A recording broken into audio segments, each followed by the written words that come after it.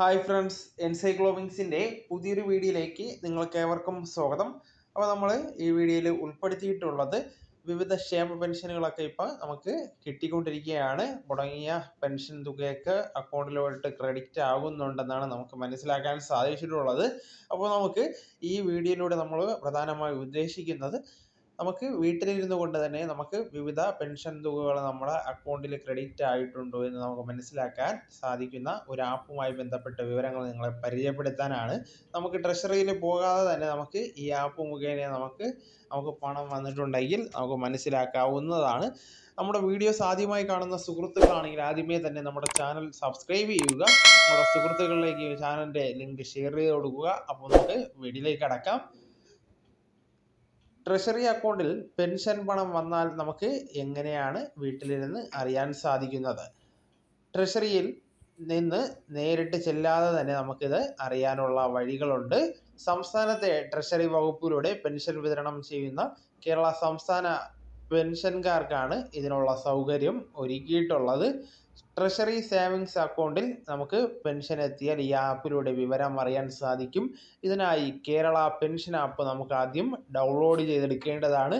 ആദ്യം നമ്മൾ pension app download ചെയ്ത ശേഷം നമുക്കിതിലെ നിങ്ങളുടെ മൊബൈൽ നമ്പർ നമുക്ക് ഇൻസ്റ്റാൾ ചെയ്താൽ മാത്രം മതി. നമുക്ക് വീട്ടിലിരുന്നു കൊണ്ട് തന്നെ നമുക്ക് തുക ക്രെഡിറ്റ് ആയോ എന്ന് അറിയാൻ സാധിക്കും. പെൻഷൻ തുക ക്രെഡിറ്റ് ചെയ്തിട്ടുണ്ടോ എന്ന് മാത്രമല്ല, പെൻഷനെ സംബന്ധിച്ച് വ്യക്തി വിവരങ്ങൾ, PPO നമ്പർ, ഫാമിലി പെൻഷൻ അവകാശിയുടെ പേര്, അടിസ്ഥാന പെൻഷൻ, കമ്മ്യൂട്ടേഷന് ശേഷിയുള്ള റെഡ്യൂസ്ഡ് പെൻഷൻ തുക, പെൻഷൻ ആരംഭിച്ച തീയതി, പെൻഷൻ വാങ്ങിക്കൊണ്ടിരിക്കുന്ന ട്രഷറി അല്ലെങ്കിൽ ബാങ്ക് ശാഖ, PTSB അക്കൗണ്ട് നമ്പർ, ഓരോ മാസവും ക്രെഡിറ്റ് ചെയ്ത പെൻഷൻ തുകയുടെ വിവരങ്ങൾ, അതുപോലെ തന്നെ സംസ്ഥാന ജില്ലാ സബ് ട്രഷറികളുടെ മേൽവിലാസവും ഫോൺ നമ്പരും തുടങ്ങിയ വിവരങ്ങളെല്ലാം തന്നെ നമുക്ക് ഈ ആപ്പിലൂടെ നമ്മൾ മനസ്സിലാക്കാൻ സാധിക്കുന്നതാണ്. അതുപോലെ നമ്മൾ പെൻഷൻ നമുക്ക് കിട്ടുന്നതിന് വേണ്ടി നമ്മൾ ആദ്യം ചെയ്യേണ്ട വേറൊരു കാര്യമുണ്ട്. നമ്മൾ ഓരോ വർഷവും നമ്മൾ മസ്റ്ററിങ് ചെയ്യേണ്ടതാണ്. മസ്റ്ററിങ് ചെയ്താൽ മാത്രമേ നമുക്ക് വീണ്ടും പുതുക്കി നമുക്ക് പെൻഷൻ തുക അനുവദിക്കുകയുള്ളൂ.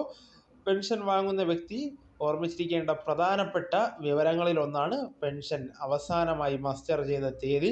വ്യക്തിഗത വിവരങ്ങളുടെ കൂടെ ഇത് ചേർത്തിട്ടുണ്ട്. ഇതനുസരിച്ച് നമുക്ക് ഓരോ മസ്റ്ററിങ് തീയതി എന്ത് ചെയ്യാം, കണക്കാക്കി നമുക്ക് മനസ്സിലാക്കാൻ സാധിക്കും. ഇത് നമുക്ക് ഈ ആപ്പ് മുഖേന മനസ്സിലാക്കാൻ സാധിക്കും. മസ്റ്ററിങ് പ്രക്രിയ മുടങ്ങാതെ നിർവഹിക്കാൻ നമുക്ക് ഇത് മുഖേന മനസ്സിലാക്കുന്നതാണ്.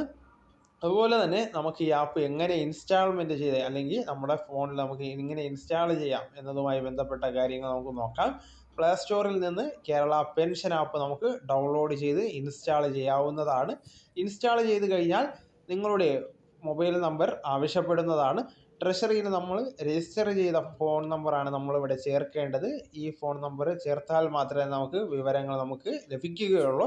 തുടർന്ന് വരുന്ന OTP നൽകി നമ്മൾ പാസ്വേഡ് സെറ്റ് ചെയ്ത് നമുക്ക് ആപ്പ് ഉപയോഗിച്ച് തുടങ്ങാവുന്നതാണ്.